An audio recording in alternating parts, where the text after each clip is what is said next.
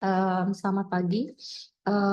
Thank you, Amy, for your coming to our guest lecture series. Thank you so much for your time to agree to share your research project and sharing with us on the title on governing sustainable hydropower transformation in Indonesia, negotiating contested perspective across the water-energy-food nexus.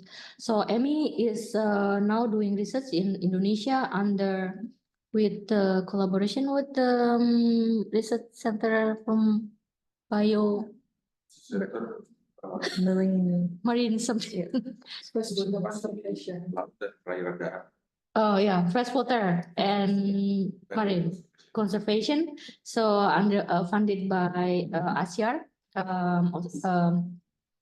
Australia. So this is I think interesting topic on how like the nexus between the conservation and then how to secure the energy and then put nexus in the local community. So the project is on Fishway. So I think this is a new for us, like a Fishway. Yeah, I'll explain what it is. Yeah. Sorry. What is the Fishway and how it works?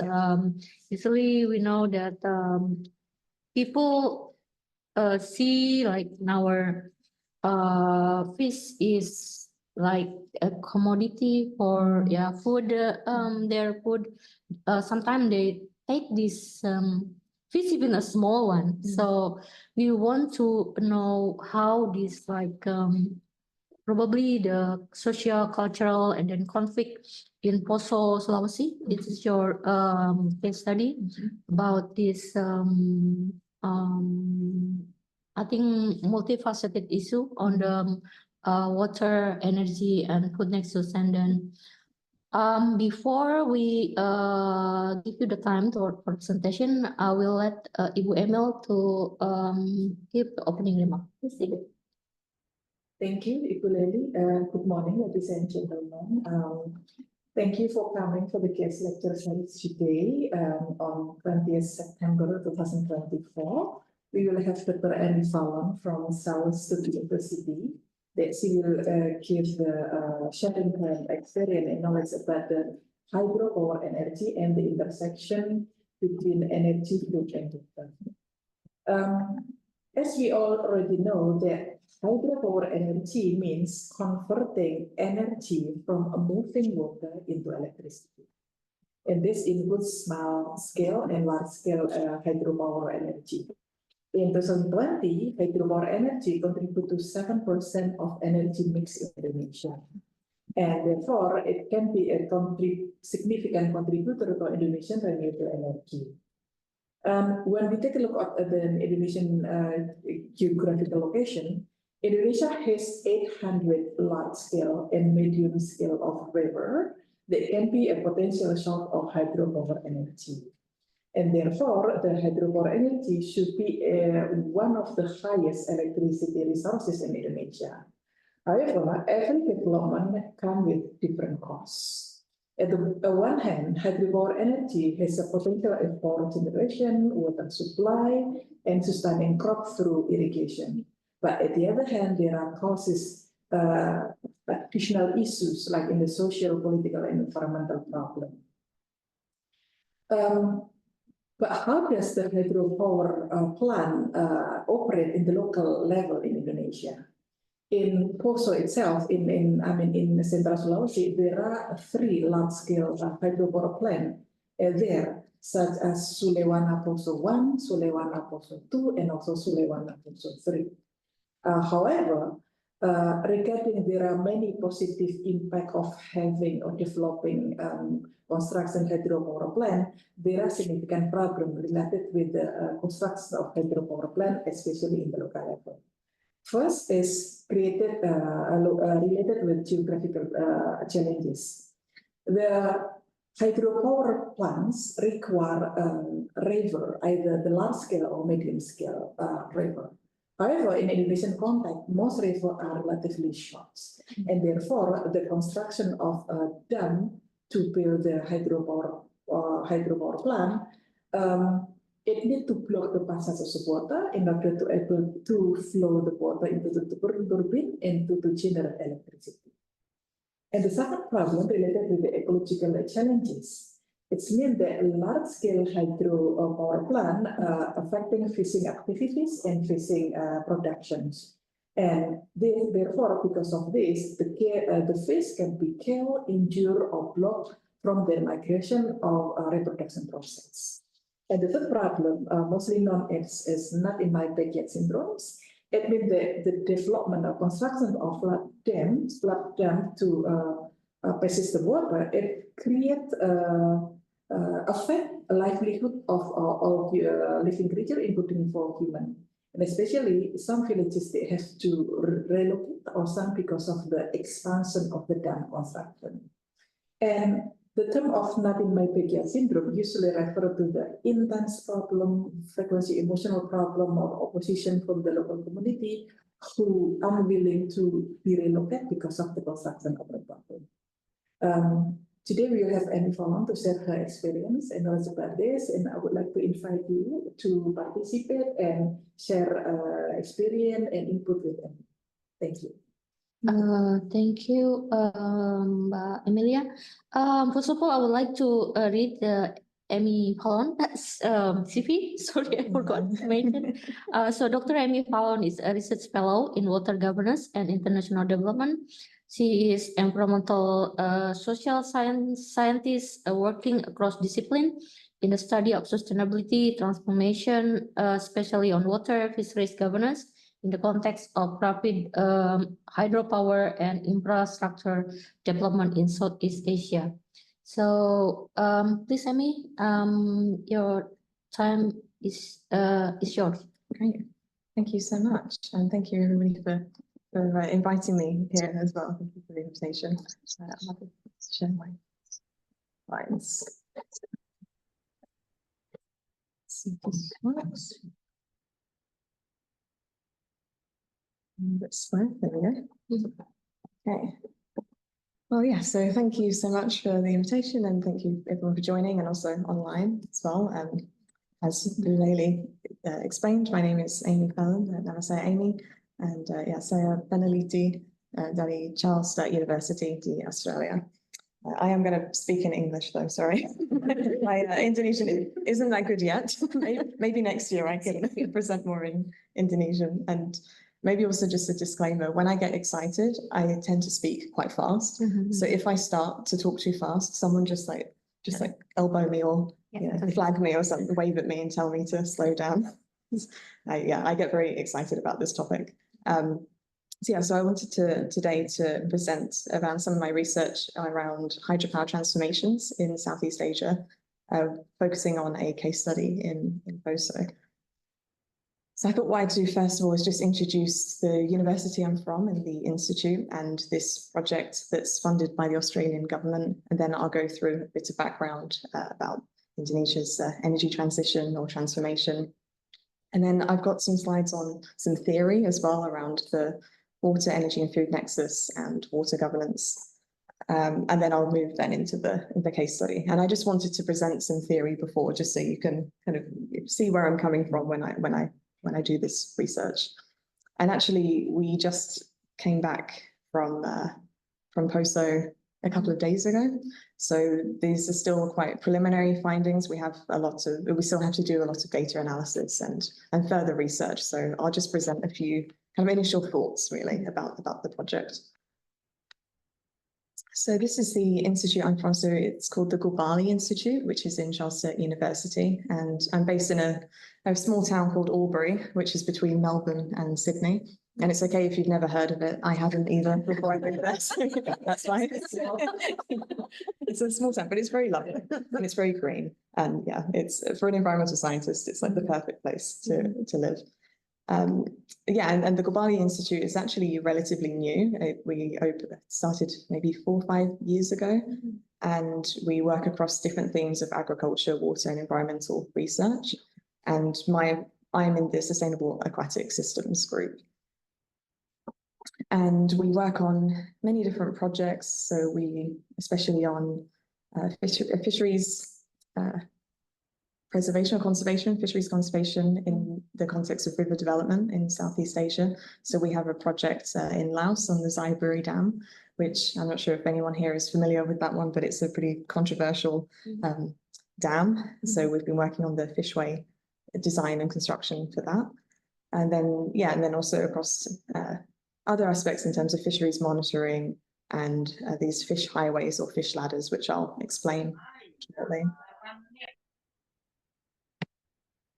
And our kind of overarching aim in our group is helping to improve food security and livelihoods as well as biodiversity on a global scale. So we work across like freshwater fisheries, fish passage and migration, sustainable hydropower, and river ecology and management.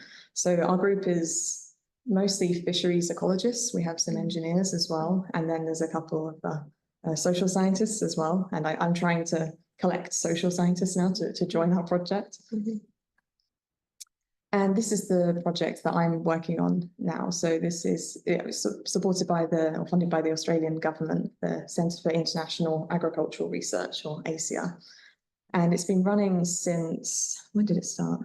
It says here 2020, but it was actually before then, I think, and ending next year. And it's all around integrating technical fishery solutions into river development programs across Southeast Asia.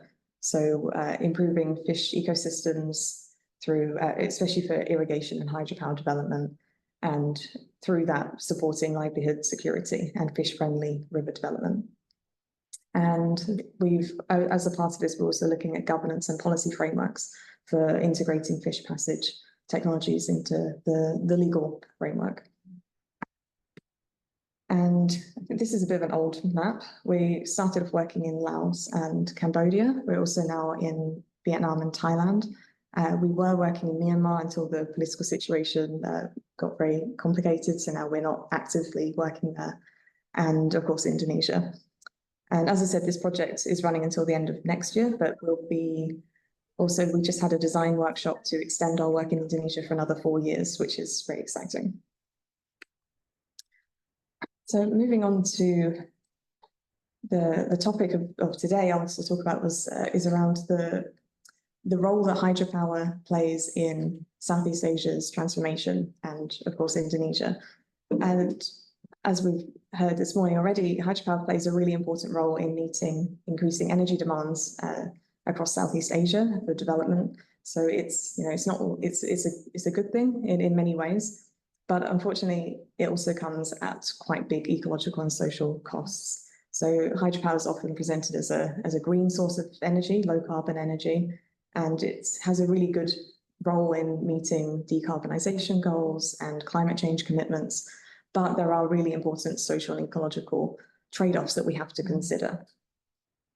And this has already been a big problem. If you ever read anything around the Mekong in terms of hydropower development, there are many studies that have shown the pretty big ecological and social costs that hydropower development there has come at. So it might be very important for us to think about this in Indonesia as well, because it's still relatively new in terms of the development in Indonesia.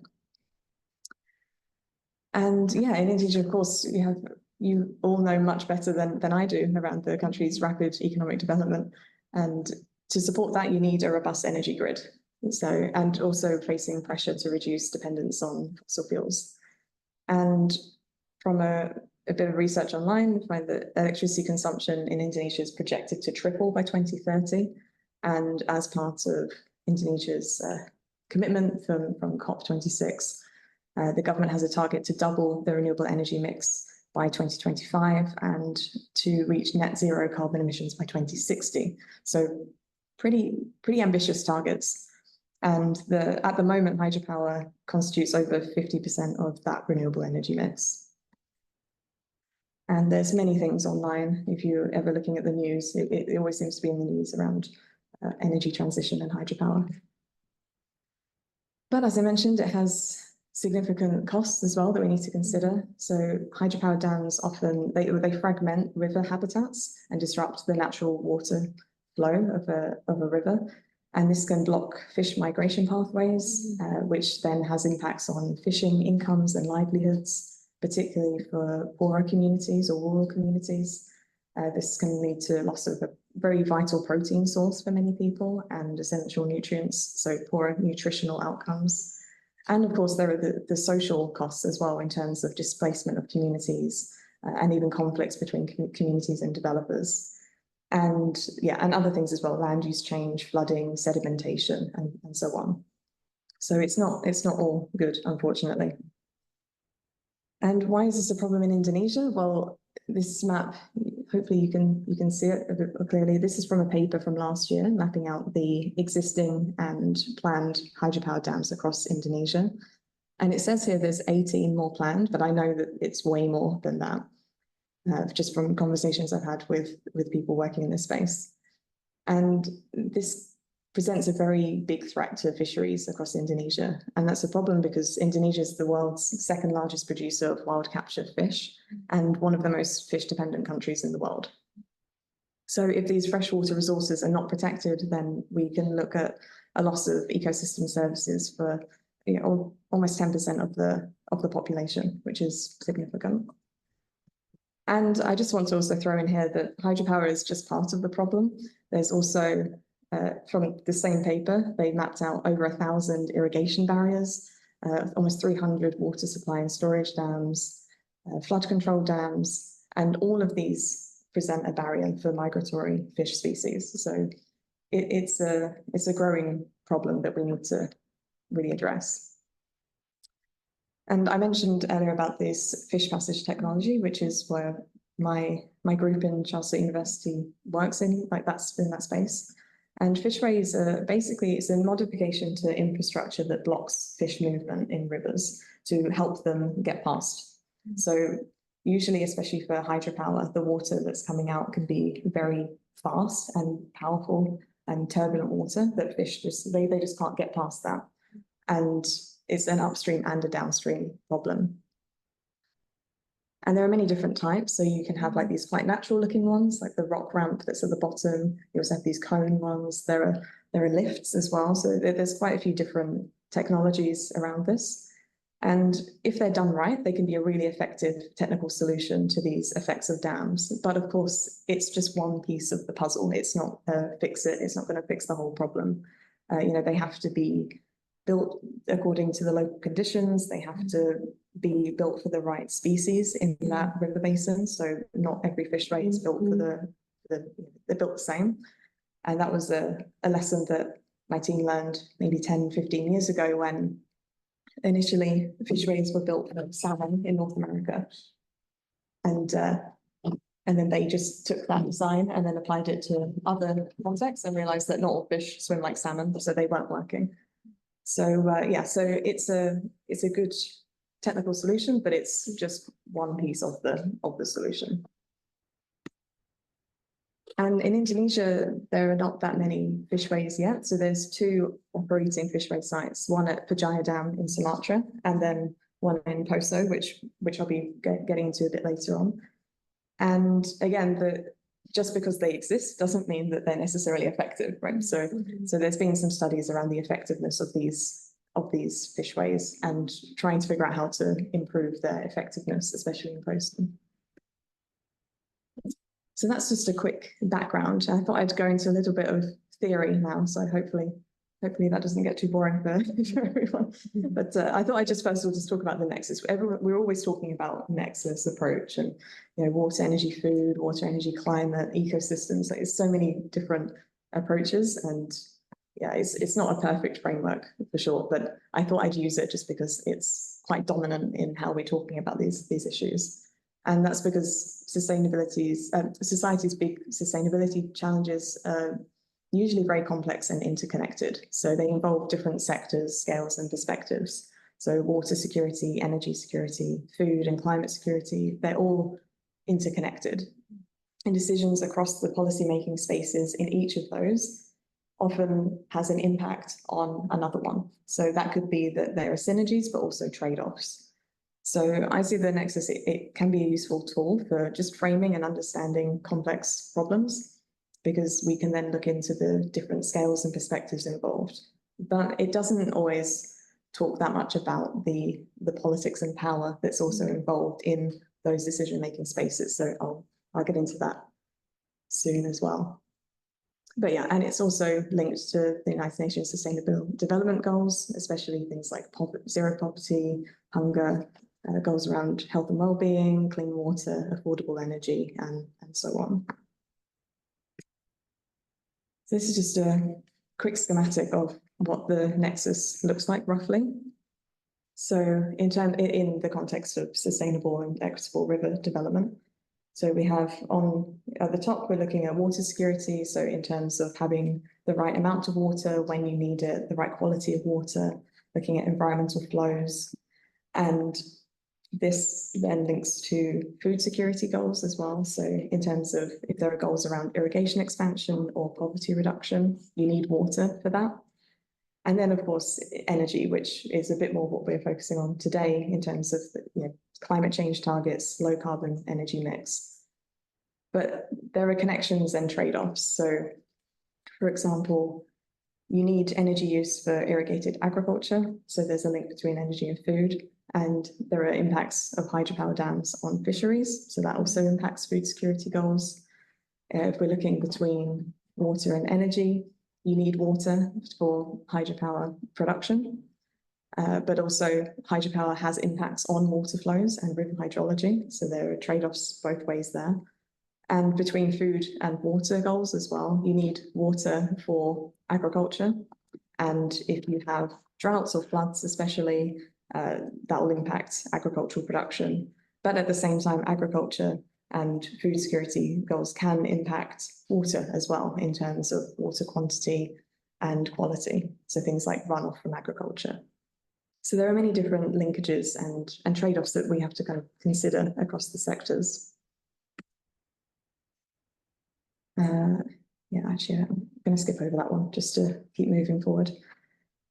And really a nexus approach. So this is a quote from my old PhD supervisor, actually. And he says that it should pay particular attention to politics because the lack of cross-sectoral collaboration is usually not just due to a lack of appropriate mechanisms and approaches, but it relates first and foremost to the fight over influence and power between different sectors and actors.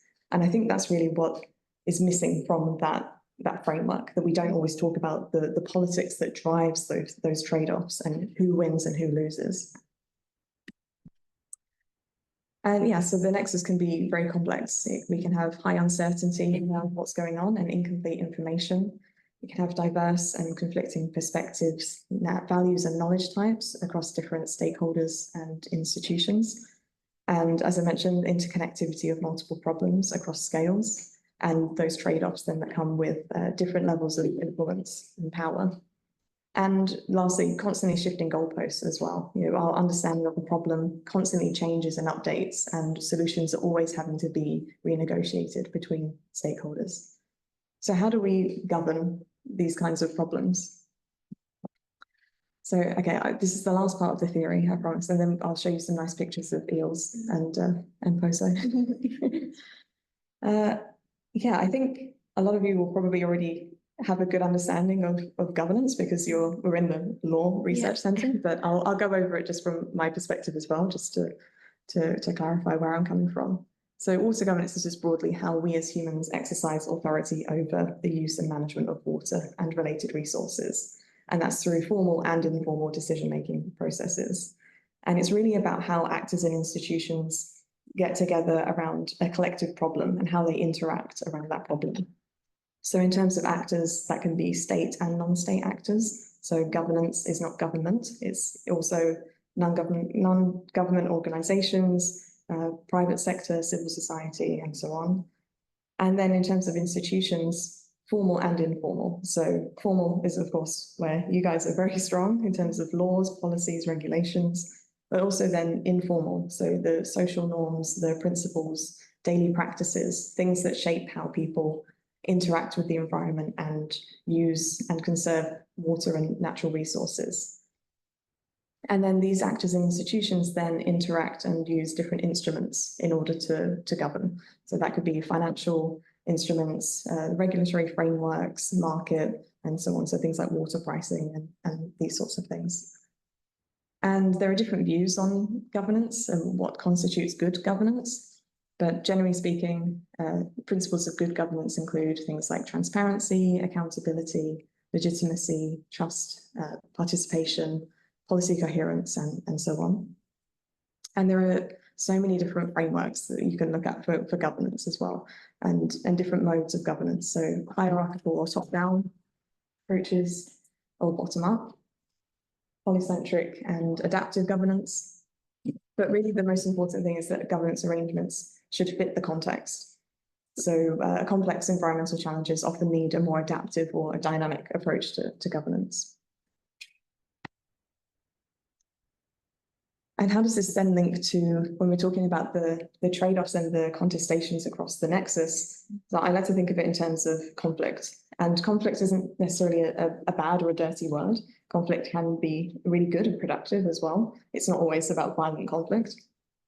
And really here, environmental conflicts are simply situations where different parties have opposing interests in the use and conservation of environmental and natural resources. And it's usually triggered by environmental degradation or unequal distribution of resources or access to resources. So we can start to think then of water and environmental governance as the mediation of those conflicts. And here I like to integrate conflict into the way I think about governance because it helps me to emphasize the justice angle of it. So social justice, procedural justice, and so on. So it's not just about having the coordination of policies. It's about how the actors and institutions really interact and produce social justice outcomes. Okay, so I use this picture quite a lot when I'm giving lectures on water and power. This is usual in Indonesia. This isn't Indonesia, don't worry. This isn't from Indonesia, but but yeah, maybe it could be. So this is actually in Mumbai. And I always use this picture when I'm teaching students to get them to start to think about access to water.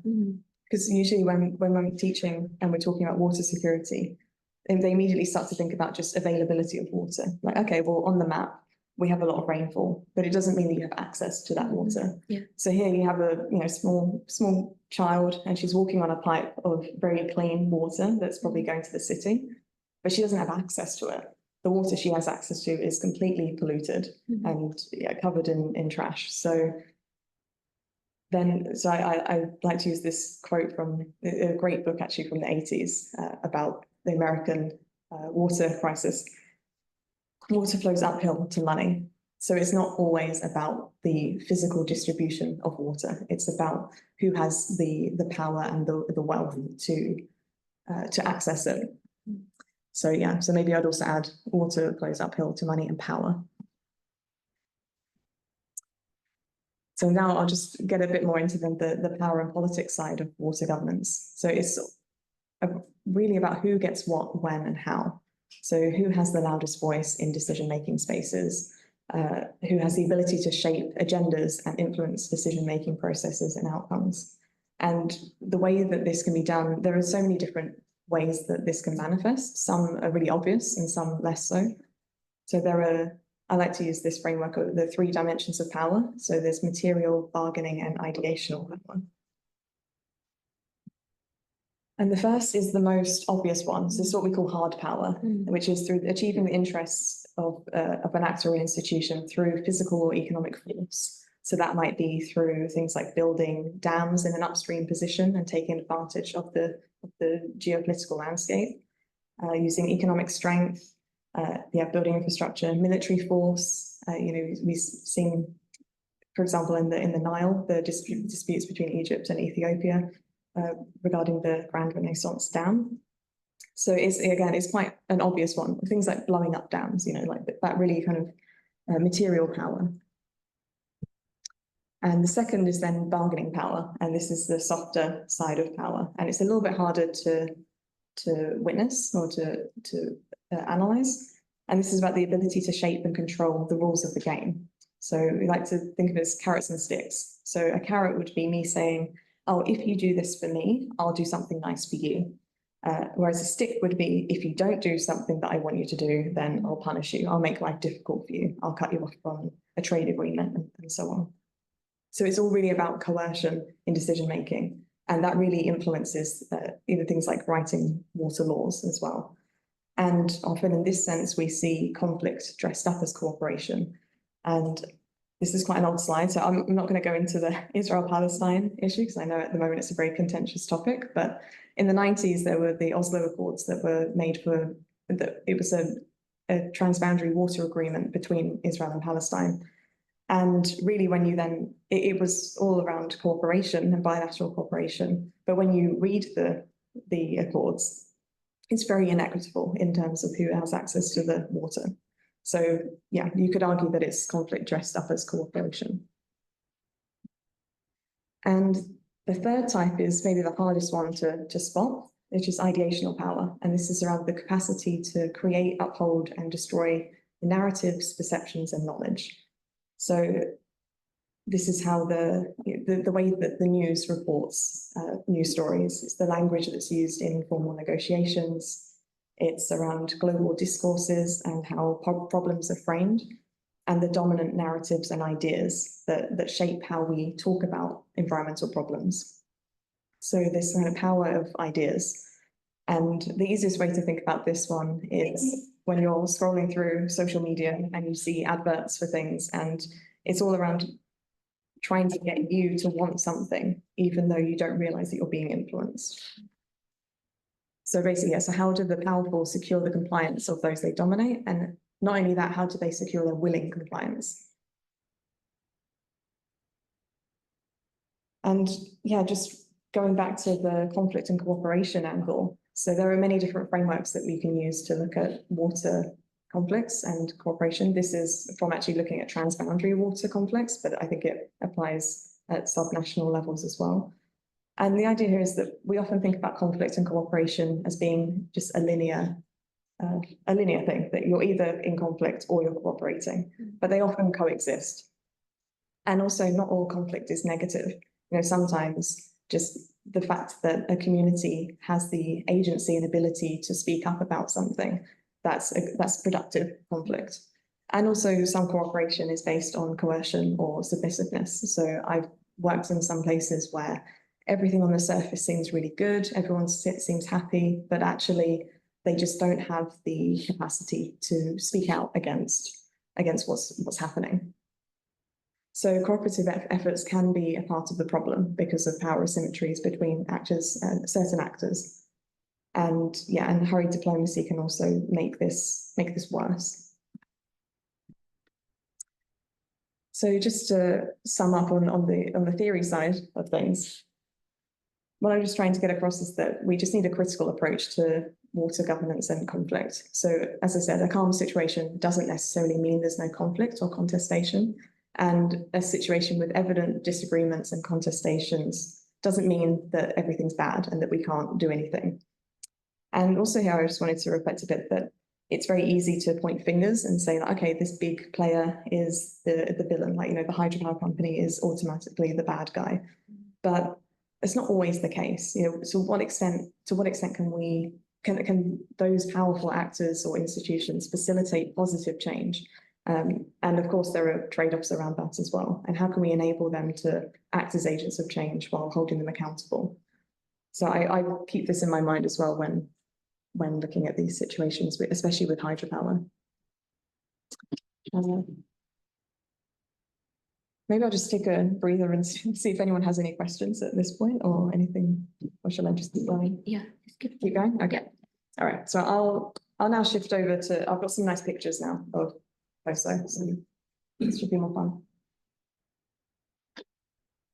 So under the Fish Tech project, we're looking at hydropower development and eel fisheries in central Sulawesi. So this is the map. I'm sure many of you are familiar with, or much more familiar with Sulawesi than I am.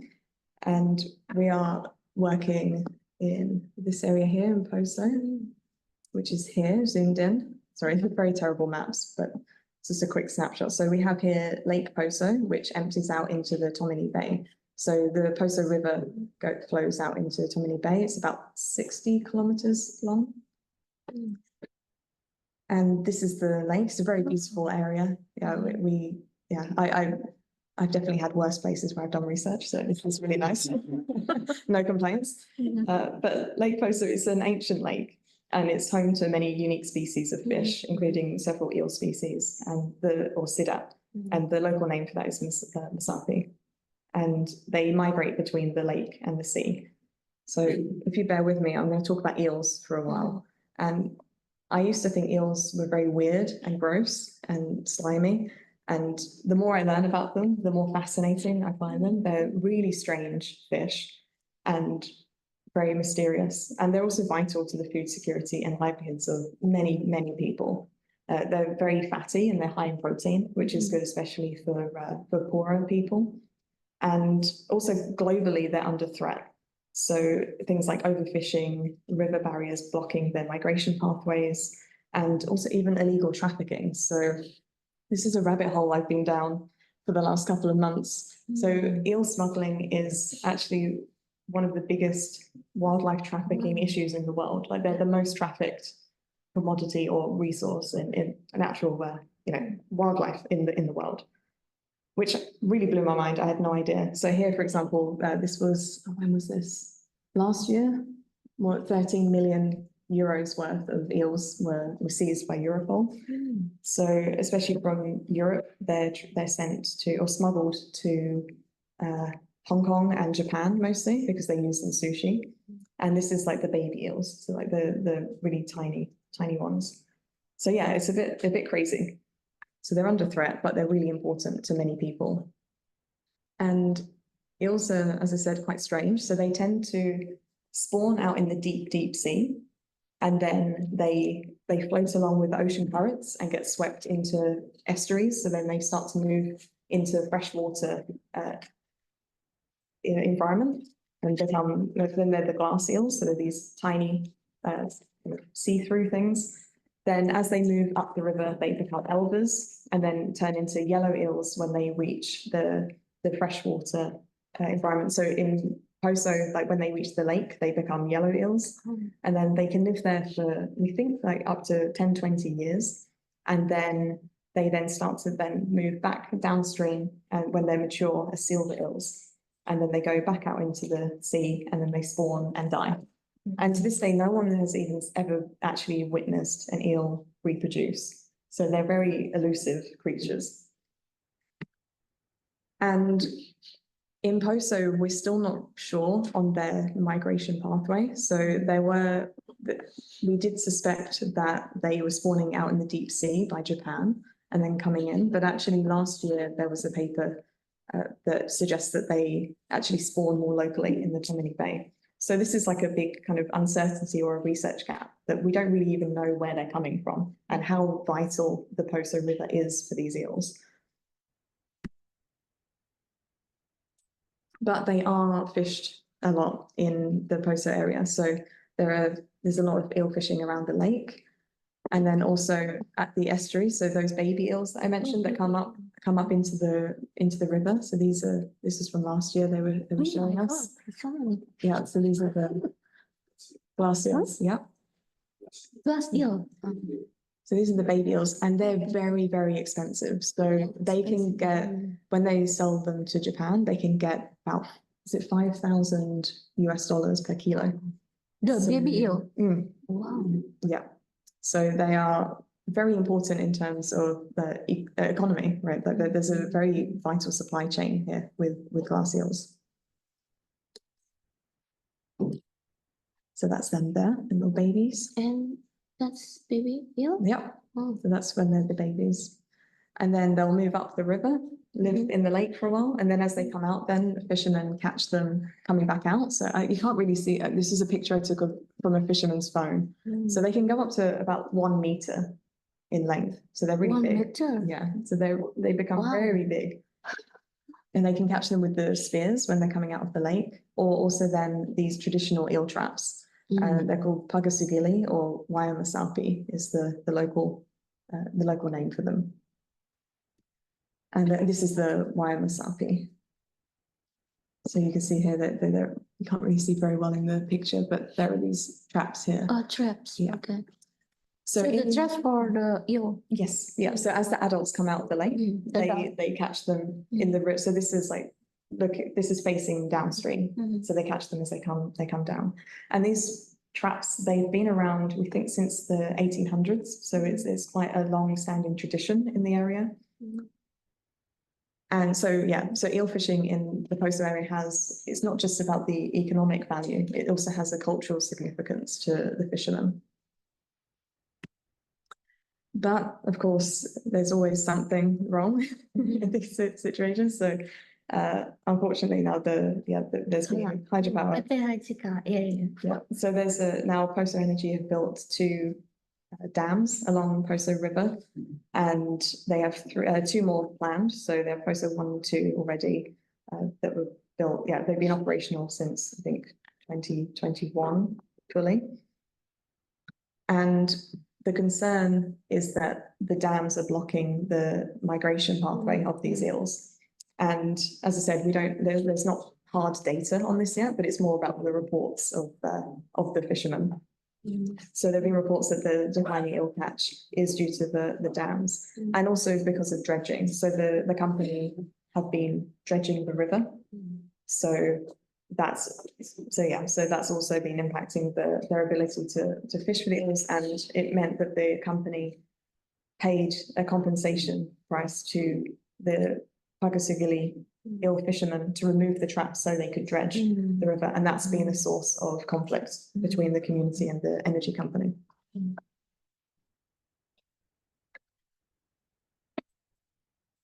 And yeah, so as I said, this has sparked some conflict locally between the eel fishermen and the energy company. And if you Google it, you'll find many different reports, especially around 2018, 2019. There's been some protests and demonstrations by the local community, and not only related to the eels as well, also related to the flooding of farmland and other impacts. So yeah, so these concerns around fish passage, especially for eels, has prompted the energy company so they installed fishways at Poso 1 and 2, but the effectiveness isn't really there yet. So when they were designed, they weren't really designed for especially the downstream passage of eels. So now under our project, my colleagues in CSU and our colleagues in BRIN have been working with Poso Energy to help them to redesign the fishways so that the eels can pass upstream and downstream. So, and we also have a PhD student who's looking at this, and we have another PhD student who's looking at the eel population dynamics as well, to just really understand what the eels are doing and what's needed. And then on the side of this as well, the company have also been doing a restocking program, so upstream and downstream of the river. So they've been taking the baby eels and putting them into the lake to restock, but also then transporting some of the adult eels around the dam as well. And there's then this corporate social responsibility and compensation process that's been ongoing as well with the fishermen and the local community by the energy company. So this is where the research is now for us. So we're looking at the perspectives and narratives of hydropower in Poso, particularly in relation to the eel fisheries. So we just came back a couple of days ago. We were doing some interviews with key informants. So we were talking to local government, the energy company, fishermen, NGOs, and so on, just to really understand the different perspectives on hydropower. And then also looking into the conflict. So in terms of how different actors and institutions air their grievances and the strategies they use, and also taking a more historical perspective. So we have a PhD student who is here today, Udi, who's starting next year, and he's going to be really diving into the historical perspective, because Poso actually has a really interesting and complex history of religious conflict as well. So it's not that this issue isn't happening in a vacuum. It's happening in an area where there was already a history of conflict. And we're also looking into the physical and non-physical values of eels and the lake and the river. So again, not just the financial value of the baby eels, but also the cultural significance and the myths around nature and eels, and how these values differ across different stakeholders and and really contribute to the contestations across that, that nexus. And we're hoping all of this will feed into really understanding the governance of sustainable hydropower development in Indonesia broadly as well. So that's why I'm really hoping to get feedback from you guys today as well in terms of the formal institutions. So we've been looking at the process of environmental impact assessments and the extent to which they can really capture the impacts in terms of the fisheries impacts of infrastructure, and of course the social impacts as well, and the legitimacy of those processes. And in terms of corporate social responsibility of companies. So yeah, really looking at that regulatory framework, and if there's anything there that needs to be, or that that we can suggest recommendations or policy changes. And of course, in terms of the informal institutions, which links to everything else I've said around the narratives and norms and practices. And as I mentioned, we've got many PhD students now working on this. So yeah, we have some looking at the technical design of the fishways and the effectiveness, looking at the ecological side and the social side. So it's a really, it's nice. I like having this, we've got this one context and we're looking at it from many different angles, which is really interesting. And I don't really, so we only came back from POSO a couple of days ago, so we still need to do the real analysis of what we found in the interviews, but I just tried to capture some of the thoughts and in terms of the conversations we've been having around the narratives of hydropower in POSO. So from my perspective, I see that there's a narrative of hydropower as being this tool for economic development and modernity in Indonesia. So it really is as a positive thing, especially for rural communities that don't have electricity, that need support in terms of development. And having hydropower companies come in who have the money and the resources to really support the rural development. And linked to this, hydropower as a clean energy source, so as I mentioned earlier, around decarbonisation. And this one I found really interesting that we're going to dive into a bit more through the project is the view of hydropower actually as a conflict mediation tool. So there were some stories around use of colour. So the energy company is under the colour group. And there were some comments around that it was actually part of use of colour's ambitions for a peaceful POSO to use hydropower as a way to bring the community together and to really inject money and development goals into the area, which I thought was very interesting. But then we ended up with now conflict kind of emerging from it as well. And yeah, and then also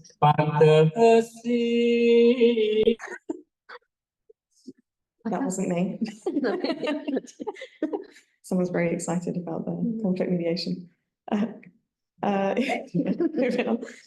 Also, hydropower as a cultural trauma. So as I mentioned about these ill traps in POSO, that they've been around for many generations, and there's a real sense of trauma and loss of heritage and links to even prior conflicts as well in the area. So there's a sense that some people maybe don't really want to express their grievances because they're tired of the history of conflict in the area. They don't want to keep going through this, so they prefer just to keep things quiet because it's now calm. And finally, hydropower as elite capture, so river development by the elite few with unequally distributed benefits. So having decisions being made at the national level and by very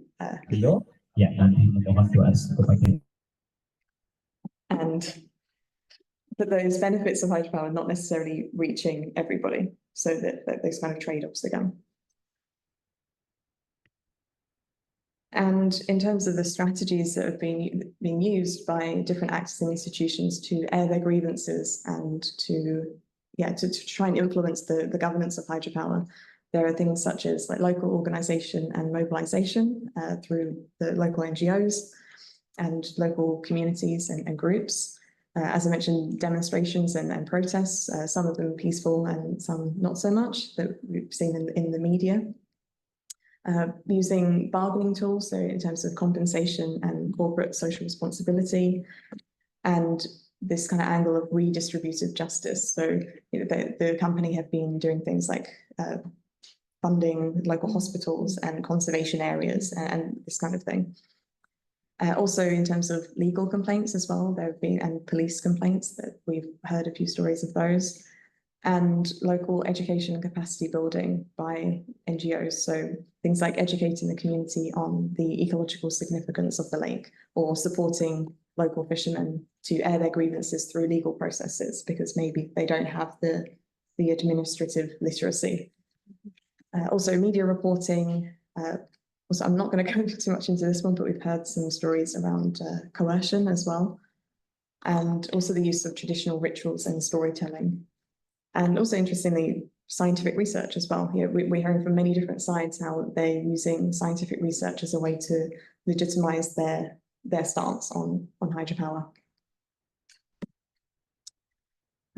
Yeah, so bringing it back to the nexus, it's really around the contested perspectives in terms of the use of the river as a water resource for energy production and reaching those climate targets and decarbonising the energy mix in Indonesia.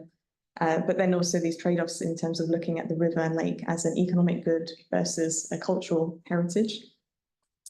Changes to the hydrology and blocking of eel migration pathways, and yeah, many different kind of trade-offs and perspectives in this local context.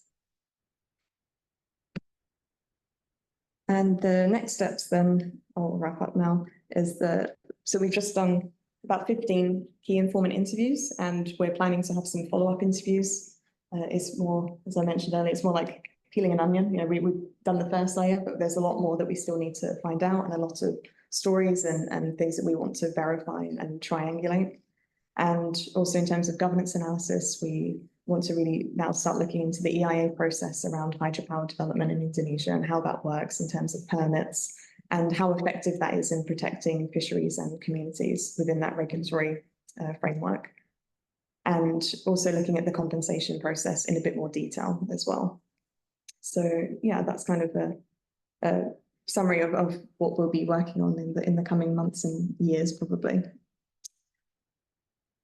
So yeah, this is my last slide. So as I've hopefully demonstrated, that yeah, hydropower does play a really important role in economic development. I'm not saying that it's this big bad technology, but it does have these trade-offs and impacts that usually impact the most marginalized groups of society as well. So the benefits and the costs are not equally distributed across society, typically. And it often involves very diverse and conflicting perspectives and worldviews across different sectors and scales and groups. So we can have conflict and cooperation coexisting, and also conflict being masked under surface level cooperation. And while regulatory and legal frameworks are really important components of that governance, we also need to think about the politics and power and the informal side of governance as well. So who's the most powerful actor in this case? Who's benefiting and why? And to what extent really can we expect these profit-oriented organizations to do participatory development? How much is their responsibility and how much is maybe the responsibility of the government or the state? So I think also that it's good to think about these things. But yeah, that's all I have for now. I'll stop talking now. Thank you, Amy, for very interesting presentation about the preliminary finding of your research in POSO. So yeah, I think actually our research on energy transition with Mas Agus and Mas Aji also talking about the nexus between like energy and then food security, I think water also. So in our experience in we did our research in Banten and then Cirebon, right? Cirebon. In Banten and Cirebon, this power plant has created so many conflict with the local community, like the compensation of the land that has been not occupied. Yeah, I mean, Like reclamation? not reclamation. Because there's uncertainty, not uncertainty, the legal status of the land. I see, yeah. So whether this is belong to the locals or to the state, to the government. Yeah.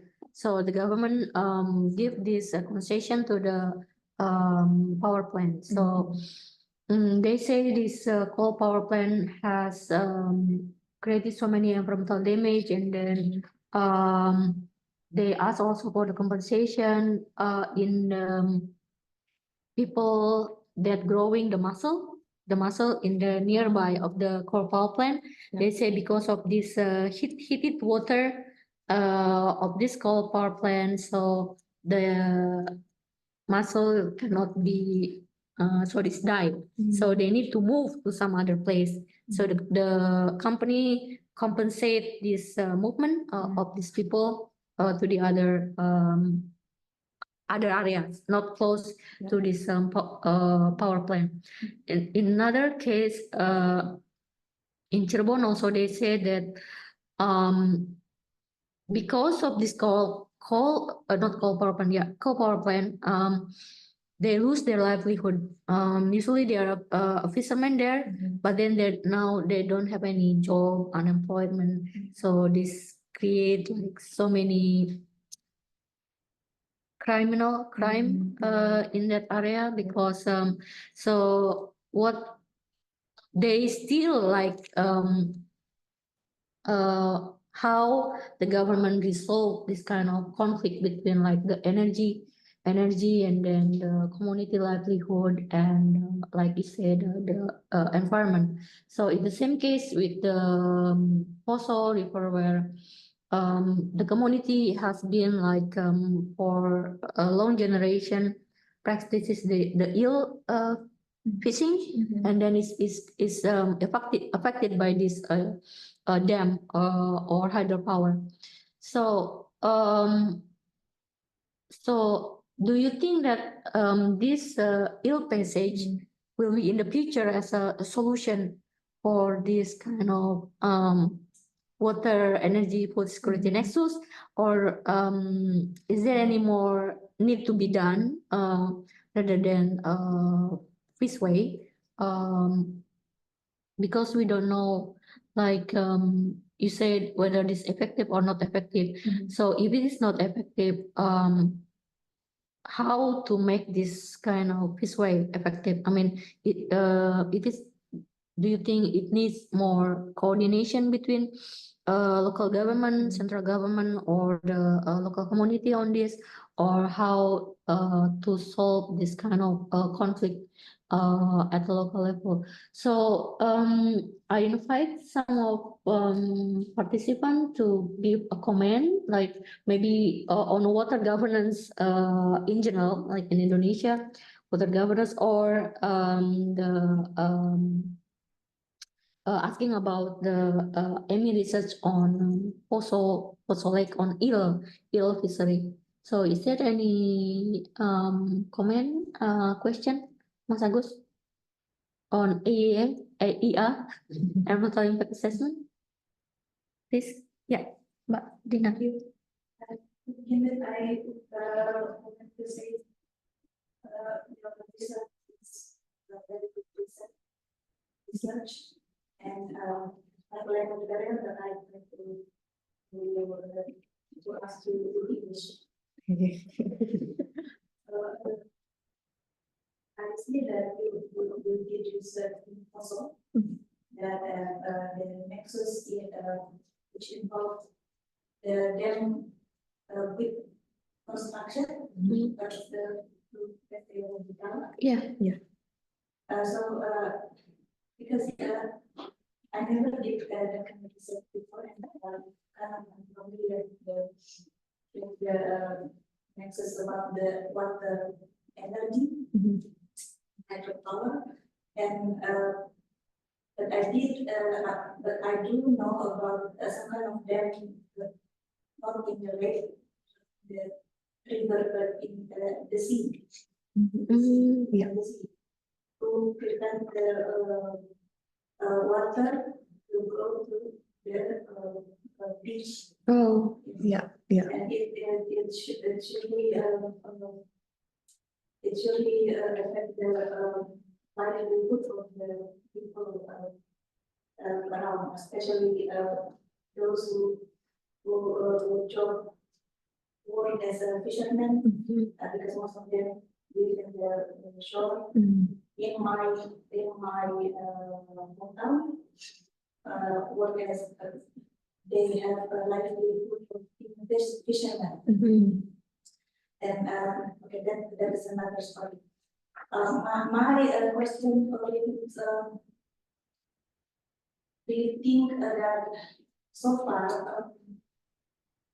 the government involved the people of the around the lake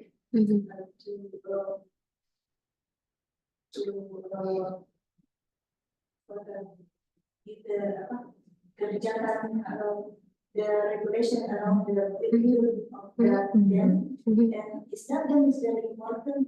Is there I mean, is there any other place that they can do the dam without that far away from the human lives? Yeah. Maybe there is another way to build water hydropower water energy, or that is the only solution, or Yeah. that's my Yeah. It's a great question. Yeah, no, I'm sorry about the like. it's much better than my Bahasa Indonesia. So, yeah. No, I completely got, yeah, really good question, really important question as well. And actually, now when we've been designing the next phase of the project, this was exactly the question we've been asking. It's like, how can we get ahead of it? Like, rather than building a fishway when the dam is already there and it's already having the impacts, how can we help support the government or energy companies, whoever it is, to prioritize that and be able to say, okay, well, don't build a dam in this catchment because there's a really important fishery there. And yeah, it would be, I don't know if it's really possible, but having that kind of, prioritization map or something to say like that when it's going through public works or BAPANAS, that they can say, okay, well, this area is too ecologically important to build a dam. Because at the moment it seems, so I'm still learning about the kind of legal environment in Indonesia, but it seems to me that the decision really comes, like the energy companies have a lot of power in where they're picking the sites. So they have to do the environmental impact assessment, but they pick who the consultant is to do it. So it's not really to me, it seems like the oversight from government isn't really there, that it's, that they hire a consultant, they do the environmental impact assessment.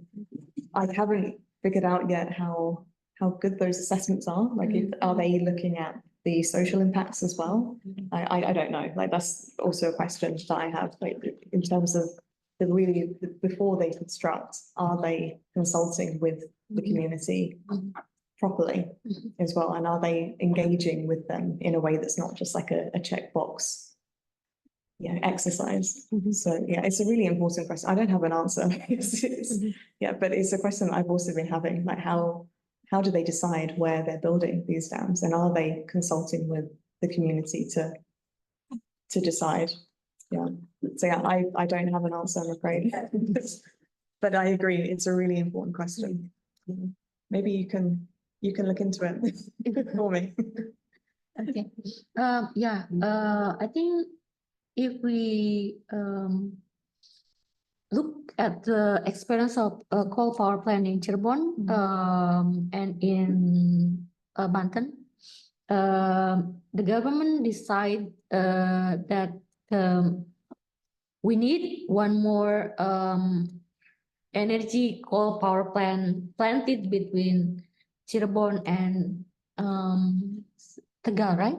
Yeah. So they have they need they allocate that the Java need one more coal power plant. So they will build between Indramayu, Tegal, Semarang, Cirebon, Tegal. So then the company decide to have to build coal power plant in Cirebon, because this area is more feasible, and then they say there's land available from the government for the procurement of this area. I think this is quite large area for this coal power plant. But the thing is whether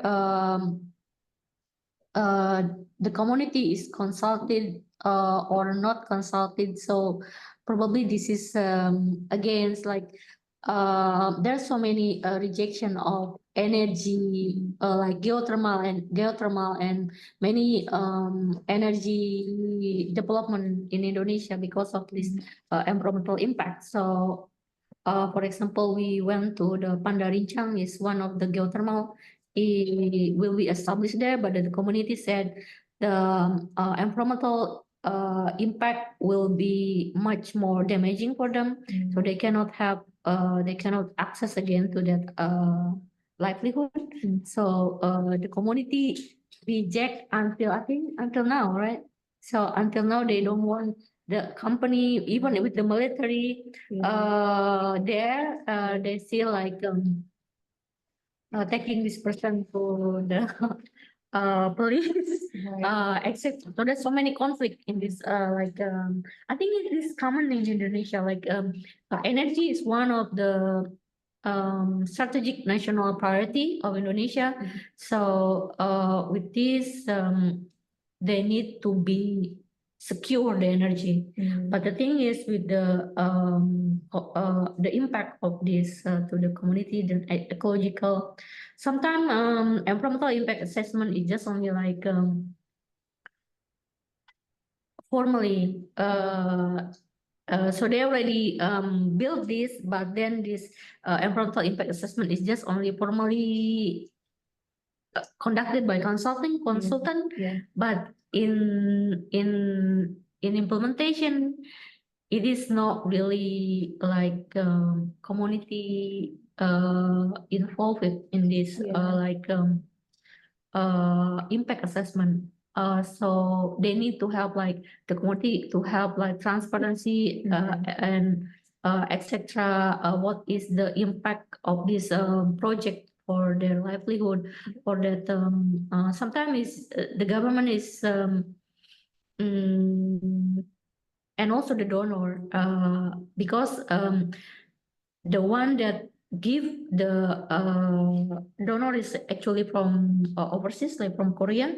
So they still even with the protest, they still keep going with the project. So because they say it's already like a contract agreement and need to pursue all this project in that area. So again, probably corporate social responsibility is one way to calm down the community, like the corporate give so much of the CSR, corporate social responsibility, to the people in the area of that affected by the this power plant. Like there's ring 1, ring 2, ring 3. So there's like priority 1, priority 2, and priority 3 of these people affected by this power plant. So, but the thing is with the CSR, there's still many people think that it just only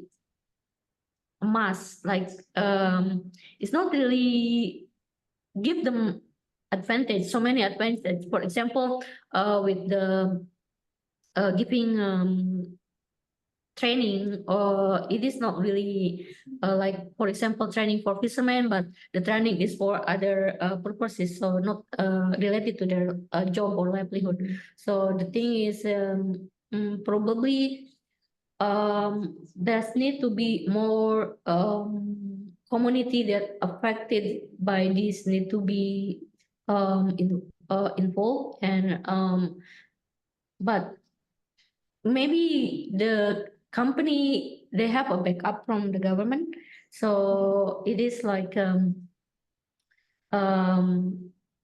with this impact, the community just like okay, they just going with the flow, and Yeah. There's nothing that what they can do about it because it is like they already filed the suit to the Mas Agus, can you tell about the file the suit to the Bandung or court or something? People asking for the compensation, but they failed. Yang di Cirebon itu loh.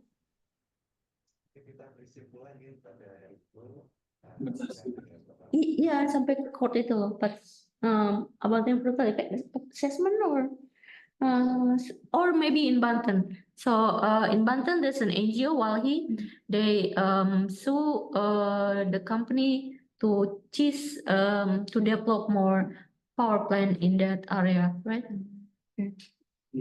Yeah. Yeah, geothermal. No, geothermal. Itu loh yang power plant yang di Banten, Suralaya. Oh yang di PTN di Walhi. di PTN dicabut. Oh cabut. Tapi kan dia menggugat juga kan? Dilanjutkan nggak ke power plant-nya? Ah? Enggak. Can you tell? Yeah, I think one problem in Indonesia apa ada isu about aspek yang in environment and this is the problem. Like in Banten, one NGO from Indonesia, Surabaya, then about the sector from it's about power plant and then sue to administrative court about AMDAL or environment permit Environmental impact assessment ya. assessment about the problem is right to information, right to about the environment and about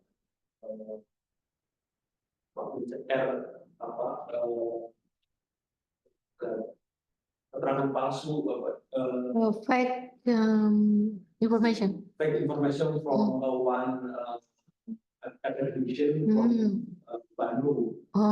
So the expert of the AEA they say they have they provide fake assessment on this. Yeah. Yeah. So give like it's not correct assessment. Yeah, right. Yeah. And then Zoom is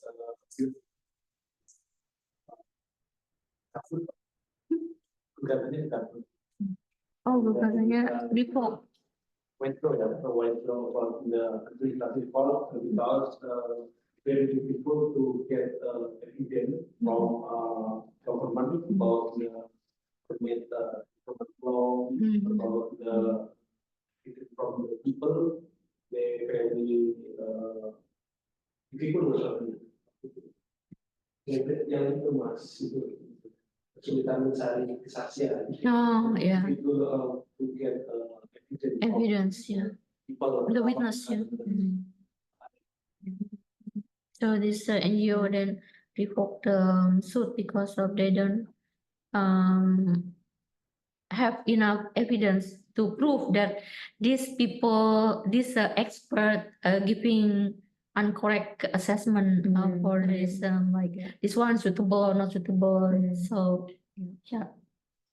Yeah, it sounds So it's pretty. it's like a problem across the whole board. Then it's not just about the hydropower. It's like all these developments have similar. Yeah, kind of all the development have challenges. similar with the AEA and from the impact assessment. I've also read around a bit more of the like palm oil conflicts as well, and it seems again like a similar thing where communities are not necessarily engaged with at the beginning, and then they have grievances and issues, but then they don't know how to air those legally, right? Yeah. So it's Until now, the community still, I mean, still compliant, still unclear. So there's still, like you say, underground. I mean, calm in, but still, actually, they are angry to that power plant. Yeah. So, is there any more question from the audience? Mas Ajit, please. Interesting with your presentation about narrative of hydropower. The narrative approach to explore how conflict can be resolved is alternative way to find how truth can be explored. So I wanna explore your strategy to explore to the narrative of the power, which appears with narrative of economic and they have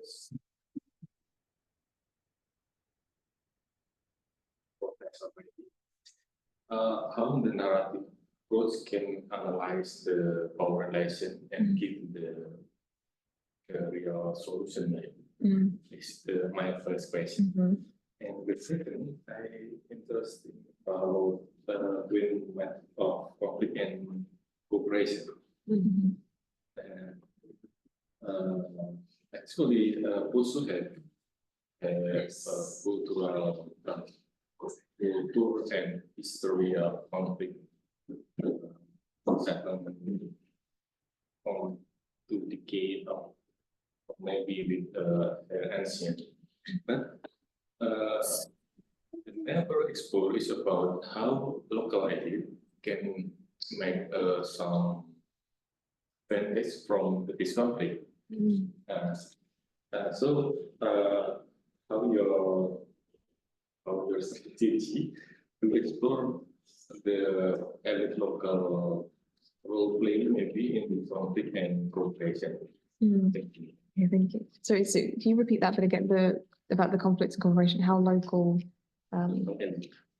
Local elite. elite, sorry, yeah. So how they can take advantage, you mean, like, of the situation? But yeah, these are big questions, but really good. Okay, so the first question that was around the narratives, like how we can use it to understand the context, right? Like of the conflict and how to resolve. I think it's just one strategy. Like I wouldn't only use that, but so through our interviews, we were just exploring like the different kind of the frames and the perspectives that people have over hydropower, because I think when it comes down to the governance side, some of us, or at least I used to always think about the policy process as being like science to policy, but without really thinking about the different values that are involved. So I think there are certain groups that if you have a clash of values, it's really hard to negotiate, right? Like, because you're just coming from a completely different perspective. So you might have a very technical researcher come in and explain about the lake and have the map, and everything's really technical, and that's just how they view that that context of the problem. And maybe their values around it, they may think like, oh, well, hydropower is a really green source of energy. Like, why are you complaining? For me, like, that's their perspective. But then if you're a local tribal leader, or you're someone that's their family has been there for generations, it's a really personal thing for you, right? Okay, well, my grandfather and his grandfather were fishing here. And so for you, it's a lot more emotionally charged as well. Like you have a very different perspective or an understanding of the problem. So I think in terms of narratives, I just like to look at it's more around like the discourse, right? Like of the different perspectives of the development. And if we can understand each other's, I mean, this is more my kind of, my hope is if you can enable people to talk about it and to really highlight the value side of the problem, then maybe you can actually talk about cooperation a bit more. Yeah, I don't know if that really answered your question, but yeah, I guess that's off the top of my head anyway. Like that's kind of how I'm viewing like the use of the narratives, and also just as a way to look into the truth as well. Like, so of course everyone has their own perspective and knowledge type and worldview, but there are also certain things that either did or didn't happen, right? So I think it's also really interesting when you're doing like interviews with people, and maybe someone will say, oh, there was this protest and this thing happened, and then another person will say like, oh no, that never happened, and so it's also interesting way just to see what their perspective is on, and then try and triangulate as well, like what the kind of course of events was. So it's, yeah. Does that answer your question? Sorry if it doesn't. And In Indonesia, they have not formally truth-seeking process. So the community narrative or alternatives to explore how truth-seeking is purely can be affected by adopted by policy is established in Indonesia. So we try to find a process that purely to explore how truth-seeking narrative maybe to can approach with policy process and make community participation in the future to make the policy ideal policy. Yeah, it's really interesting. Yeah, and I think as well, like when we talk about like narratives and perspectives, it's not always this, like, you know, communities are not homogenous as well. Like, that there'll be different power plays in that community as well, and different ways of viewing the problem. And even in energy companies as well, I'm sure there are many people who work there that genuinely really care about the environment, and they really, you know, but it's not like they're this big bad corporation necessarily. It's made up of humans who have their own perspective and values as well. So I think it's also, for me at least, yeah, it helps to not kind of just group people into these really simplistic groupings of like, okay, all the communities hate hydropower and then all of the companies are bad, and you know, that kind of, you know, maybe it helps in that sense as well. Yeah. And your second question was around the conflict cooperation.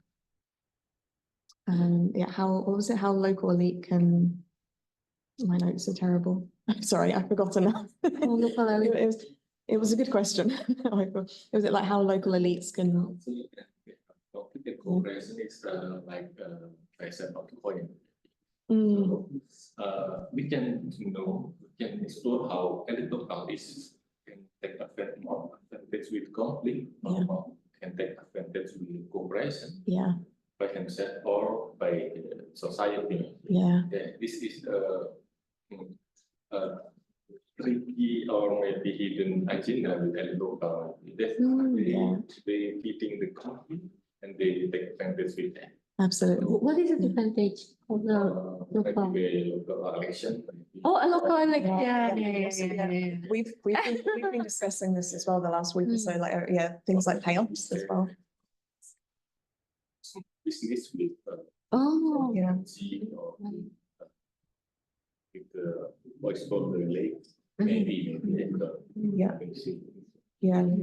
that's really true. Yeah, we've Budi and I have been discussing this as well this last week or so around the some stories that we've been hearing about local leaders being encouraged to speak well about the company, right, in their communities, and then they'll be offered certain benefits for that.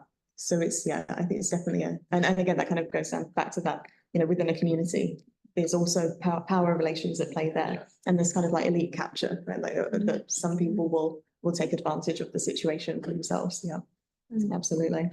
Okay. So is there any more question from the online?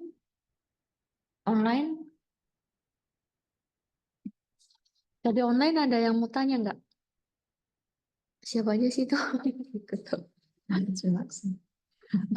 So Amy, with the conflict in also in local community, is that now they like the catch is declining, and is there any like people satisfied with the mediation or something related to the compensation? So how does it now progress of this kind of I mean, social impact? I mean, we have to go back, I think, and do more interviews because we managed to speak to a few fishermen. So we did speak to, you know, some who accepted the compensations, who didn't, just to like try and figure out that side. And it seems more, of course, like that there's these local reports of the eel catch going down, but I think it's more around the conflict, at least more around the those eel traps, like the fences. Mhm. So it's more because they had to, well, they were encouraged to remove them so that the company could dredge the river. Mhm. So it was more around this kind of loss of traditional livelihood. So it wasn't that they were really dependent on the eel catch, but they were actually, some of them were sending like their kids to university on the money. So it wasn't that the eel fishing was their primary source Oh, okay. of livelihood. It was that they could send their children to university on it. So there's that kind of aspect that they're then not happy about, right? Yeah.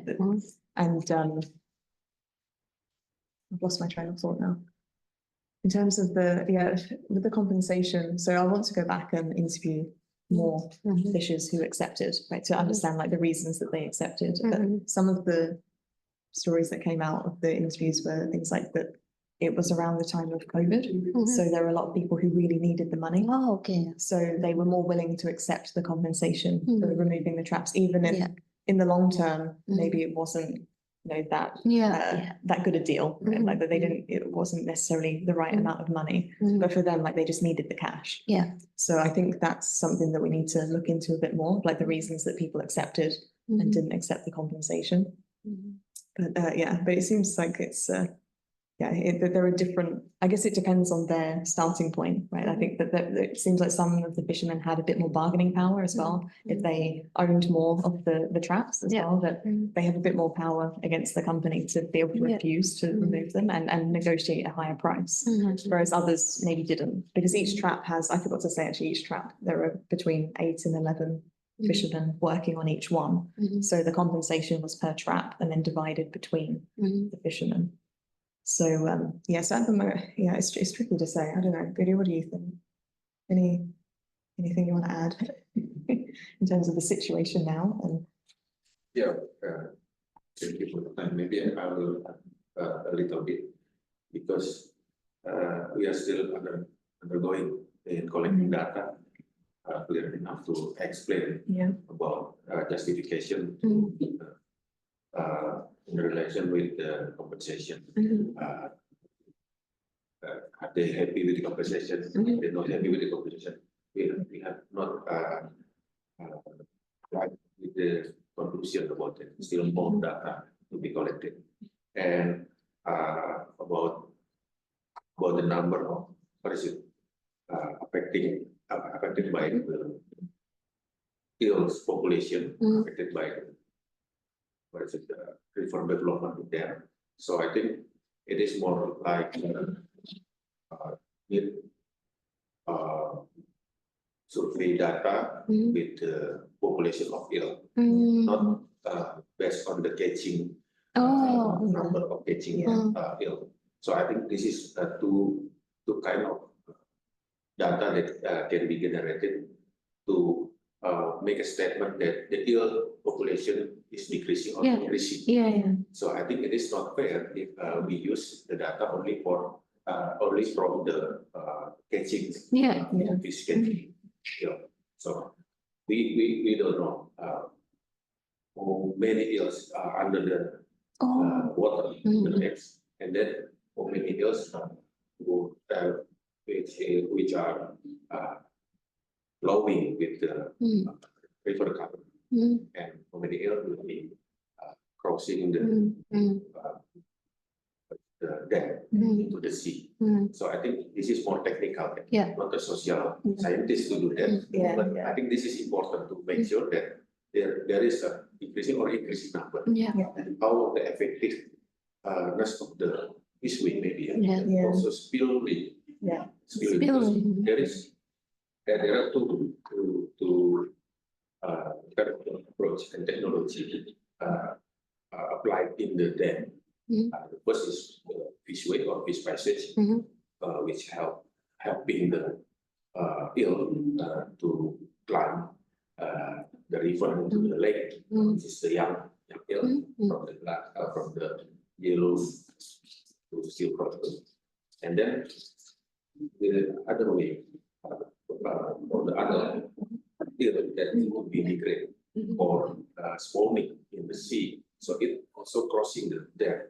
So the technology used it called The spillway, yeah, yeah. Spillway. So it what is it? Reduce the risk for the adult to cross the dam and reduce the risk for the adult to get into the turbine, like when we are saying. Oh, So turbine, this is another technology and still developed also with the CSU and collaborated with BRIN.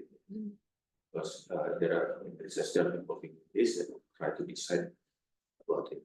And I think there's two things that we have to put as an emphasis and important way to understand about this kind of, because this kind of difficulty, because if we state something and there is no data about that, Yeah. it would be controversial. Yeah. We are in danger. Yeah. Because scientists have to say everything based on the data. Yeah, If there's no data, don't say anything. Yeah. Regarding what is it? Mbak Dina.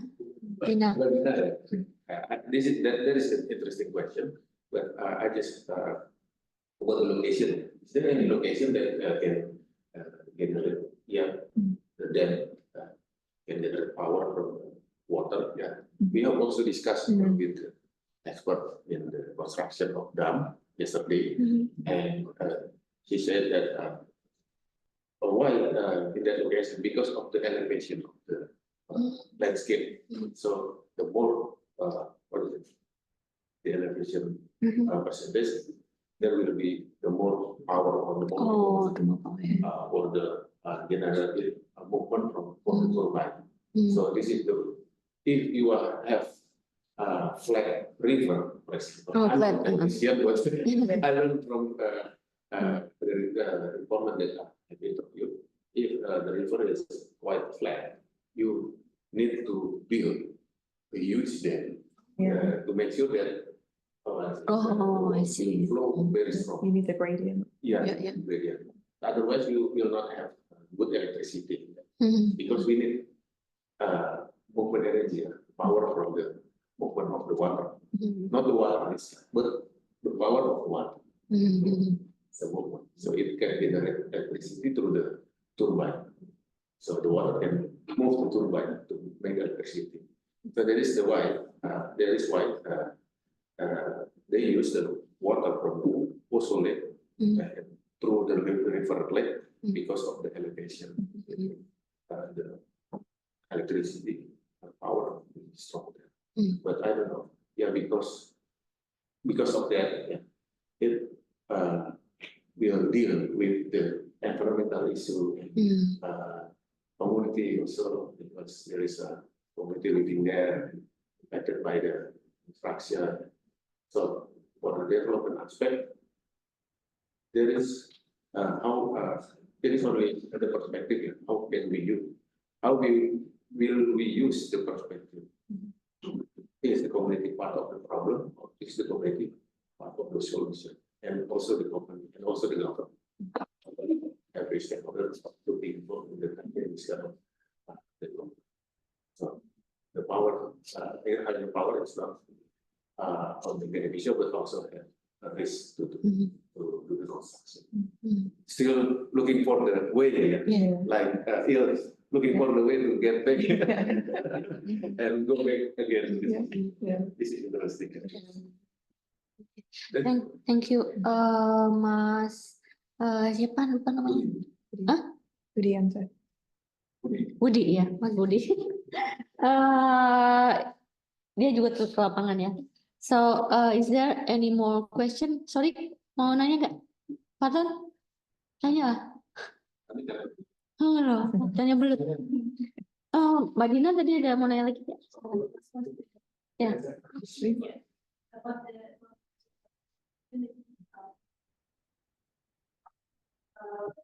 Can you suggest to the government to give the social purpose of the responsibility to give education to the young generation of the people and affected by the building of the dam?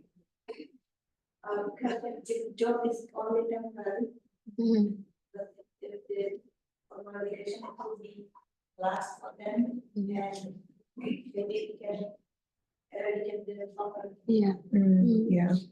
And to Yeah. some consequence of these. Good suggestion. Yeah, no, I agree. And this is also a conversation we were having yesterday about like what's the responsibility of the company compared to the responsibility of the state? Because, so for example, in POSO, the company have quite a large range of CSR initiatives they're doing, and it's, you know, things like water supply, free or subsidized electricity, they're funding schools and reading initiatives. Like there's a lot that they're doing. And then my question then is how much of that is because those things are not because of the dam, right? Like so the issues that they have at the community development level are not caused by the dam. But so then is it how much is their responsibility to fund those things? I mean, yeah, I agree that if you're going to go in to an area, you should be funding some form of community development. But do you see that as a separate thing to the compensation, or are you offsetting? Because then there's also the question of, you know, you can build a school or a hospital, but it doesn't put eels back in the river. So then there are those sorts of questions, like is the CSR something that's kind of separate, just around community development, or is it part of the compensation? Like, yeah, so I've also been wondering about this as well, and how much is the company's responsibility versus the state. But yeah, I agree that it makes sense because then it's also around the distribution of benefits as well, right, of the hydropower, because they make so much money that it makes sense that they would have to fund some of that into the community that they're impacting or that they're operating in, beyond just temporary jobs. So yeah, and I think from what we've seen so far in post, like they have been doing a lot of that. So it's interesting to look at it through that lens of how much of that is also on their own back. Like, is it an internal policy, or is it because the government say that you have to do that? Yeah. So I'm still trying to figure that out as well, actually, like how much of the CSR is from the government saying that it needs to be done, or is it the company itself? Berapa persen? 2.5%. I think there is a certain amount that the government that the corporate under law undang-undang berapa ya? Undang-undang the act on company number, I don't know number, this number. So I'd be very impressed if you just knew the laws. yeah. I think it's law Based on 15. this law, the company has obligation to do corporate social responsibility for 40 2007. Berapa persen? 2.5%, right? So yeah, there's certain amount that obligates. So this is an obligation. They have to put it. They have to. For causing the impact to the environment and the community. And does it specify like what they have to do, or is it then just up to the company? Actually, it is up to the company. So actually, they have like we interview the BUMN, Kementerian BUMN, State on Enterprise department. So this department is managing all the CSR in Indonesia, across Indonesia. So they have like the priority, the activities is based on the first is coba terangkan yang kemarin itu lah. Mas Agus will explain yang CSR. I think about the CSR is the one recognition in Indonesia. Is Legally binding.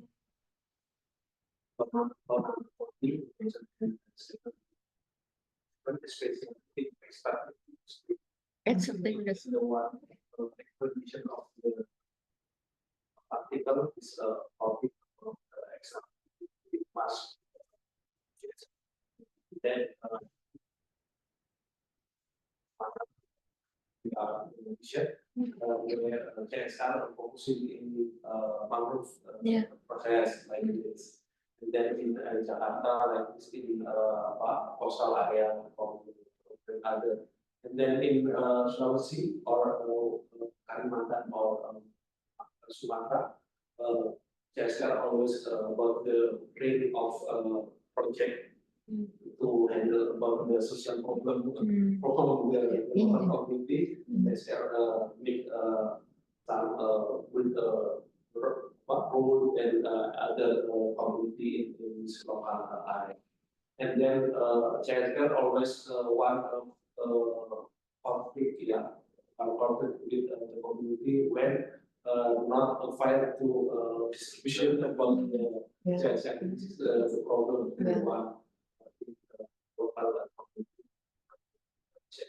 I think when we look the guiding principle from the human rights and business, this is one of and then in Indonesia we always talk about gender to grow up the local community with together with the local government. Yeah, so they have like actually they have values and then guidance how to conduct this CSR. They have their own like principle that probably these activities is benefit them and benefit the community. So whether it is sustainable, whether it is can make like multiplier effect, something like that. So they will decide every proposals or whether this is really aligned with their company's value, business, and so they will decide whether this is this feasible or not feasible, whether this is a good program or not good program is based on their assessment. Okay. So actually the thing is the government also monitor this CSR, right? Under the Ministry of State-Owned Enterprise. But the thing is with so many people affected, so little money maybe, and there's so many people, there's so many points, they want this and they want that, the people have different interests, so probably it is difficult to satisfy all the people. But the thing is they say that they only give not to individual but to the group for a whole, like for example they give like training or education or health, so which is impacted more a lot of the community than individual. Probably that's CSR program, but the thing is we need to probably strengthen the cooperation between so many CSR in Indonesia to make more bigger impact to the community. So it's not like sectoral and unsustainable CSR. So we need to have like more sustainable CSR that give not only maybe infrastructure like Dina said for the education in the future, like the community benefited, like they can build more capacity, more like how to alleviate the poverty, something like that. So giving impact for that probably activities. So is there any more question? We have 5 minutes more. In the online, di online ada nggak? Mas Gilang ada yang mau tanya nggak? Mbak Mel? No Bu, nggak ada. Mbak Mel? Bu Sri? Tati? Aku Tati? Siapa lagi tuh? Nggak kenal. Cukup Bu. Saya dengerin aja, Bu. Belajar. Fallon, ada yang tanya nggak? Nggak ada. So It's the end of week, you know. It's the yeah. weekend tomorrow. So actually, I want to ask about the eel. Eel. So under Indonesian law, is it eel protected or not protected? I mean, like you mentioned that this smuggling, there's so many trafficking of this eel. So should this eel can be protected if based on this kind of how many have been smuggling or trafficking outside Indonesia? Ada yang tahu nggak gitu? Is there any people know? Hah? Bebas. Kampung saya ada yang begitu dibom-bom. No protection. Last year regulation. I think no, still plenty of it's all it doesn't need to be protected. Okay. We did hear about some regulation around the trade, but I think it was just around trade of fish broadly, right? Like in 2020, but 2019, but I don't remember the name of it, but I think it's included in that, right? Yeah. But I don't know which regulation it was. Yeah. You need to look it up. So this is also interesting point because after we have conducted interview with the Fisheries Department also, and usually there is a regulation issued by the Ministry of KKP, Marine and Fisheries Indonesia. Not KKP, but Gubernur regulation. Also, it is mentioned about, if I'm not mistaken, it is mentioned about the measure the weight of the eel that can be catch. Oh, the weight of the yeah. Can be catch on 4 kilos. 4 kilos, yeah. Per individu. No more than 4 kilos. 4 kilos per individu. Yeah. Oh. So it is actually a regulation about that to make sure that the eel still can deliver. Yeah. Because the bigger actually bring a lot of eggs.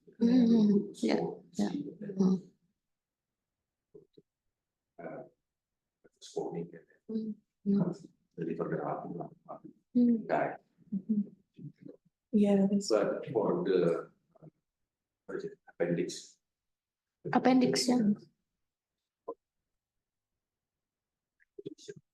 yeah. And it's the implementation is difficult as well. I still learn about that. Yeah, I forgot Actually, that it was the same. all of you has concern about it. Yeah. But this is also interesting because the illegal smuggling of the eels, the number also higher than the drugs. Oh, The drugs Yeah. got Even like the Japanese mafia. Oh, okay. It's I crazy. I didn't know that this Yeah. one like eel is become one of the a favorite Yeah. Yeah. species. Yeah. It's great, but I don't know in terms of Indonesia, like if it's a problem there, like I've got no idea, but at least in Europe, there's been a lot of these like cases where they've been fining people and putting them in prison, and yeah, it's been crazy. Yeah. But yeah. Yeah, I know like in Japanese, this eel is very famous food for sushi. Yeah. And it's Unagi. very expensive. Yeah. Yeah, expensive. Yeah. But in my hometown, plenty of eels and we don't hear about it. No, I think now it's in my village it's disappeared the eel. Yeah. Maybe different. Different. There are a few different species. No, usually we have like many in the past, but now it's just people don't catch the eel anymore because they're not available. I don't know. Maybe because of this, so many people catch this eel, then this is gone. Yeah. quality of the environment. Yeah, the coastal It's the environment. same across Europe as well, like because people don't really care about eels, so then it was really Mas Bore, itu keputusan Menteri Kelautan dan Perikanan nomor 118 tahun 2021 tentang rencana pengelolaan. Ya. Oh, Ada. okay. Okay, thank you. Sorry. Can you speak to, no, can you speak to MC?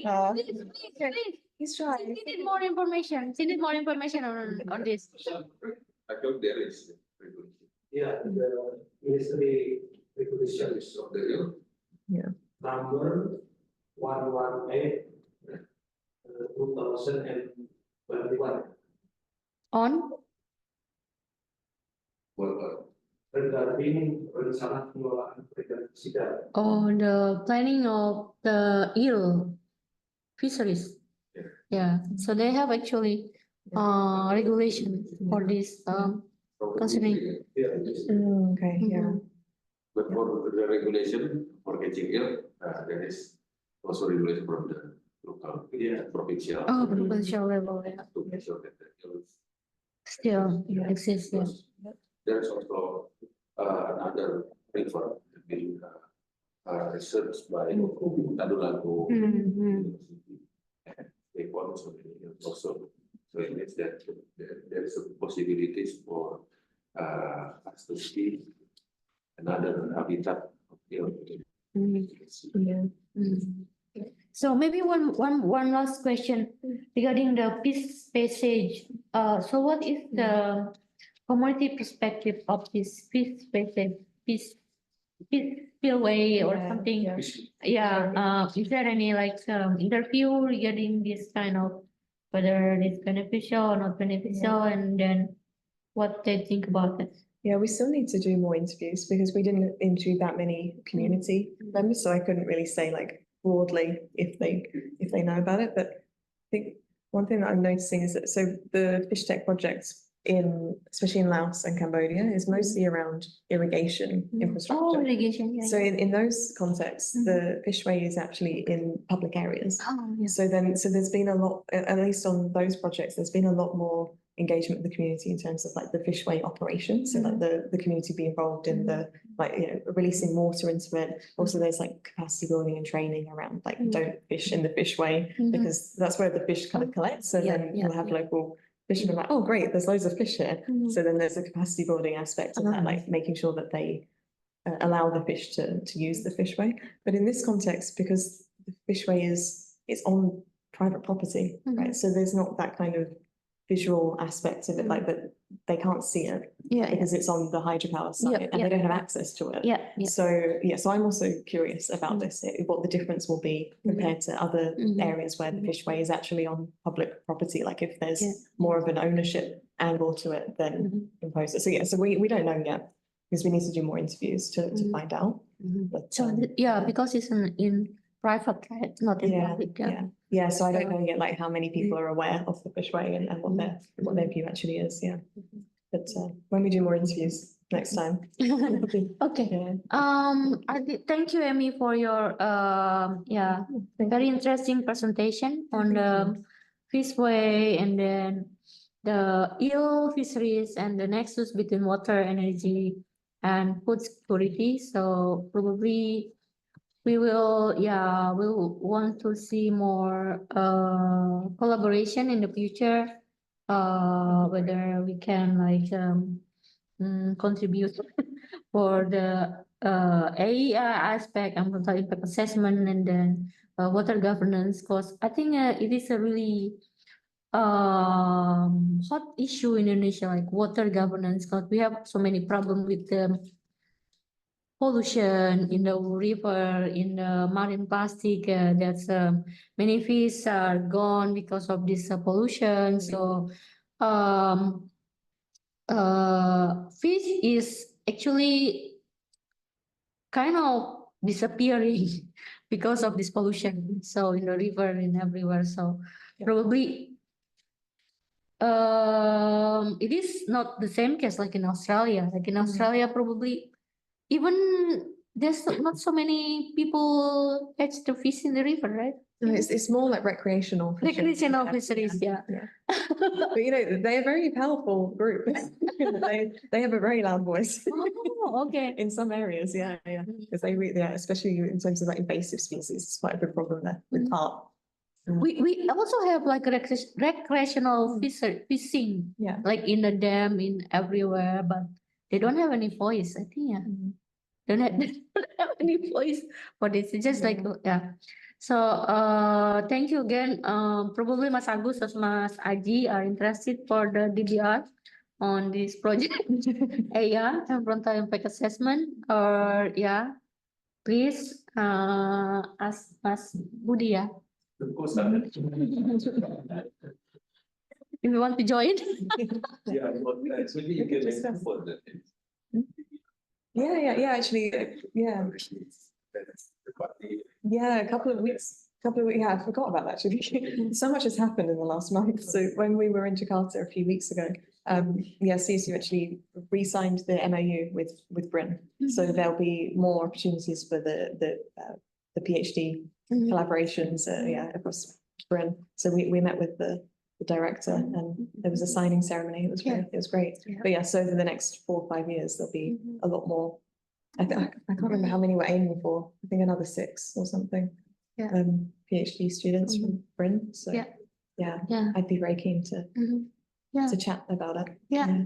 I think Actually, the I'm around all day conflict as well. is, he's interested more on conflict, human rights, Great. environment, environmental impact assessment. Okay, thank you, Amy. Thank you so Thanks much. again. So, thank you for your sharing. Hope, we can have more like collaboration, cooperation, like joint publication or joint seminar or everything. So, keep in touch and have a nice journey back to Australia. So thank you again. So please give big applause to Amy. So Thank you for your great questions. we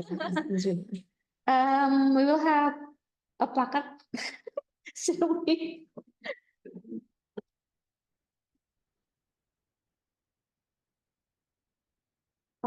There's a token application for us, Amy.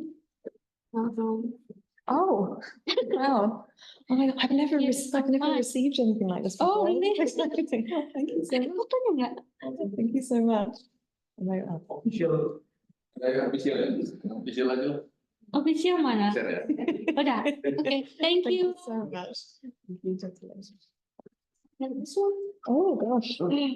I didn't bring anything from CSU. I'm so sorry. it's okay. Next time I'll bring. Thank you so much. Thank you. And I hope actually it would be great to host you in Australia sometime. Oh, yeah, sure. That'd be great. I would love to. Yeah.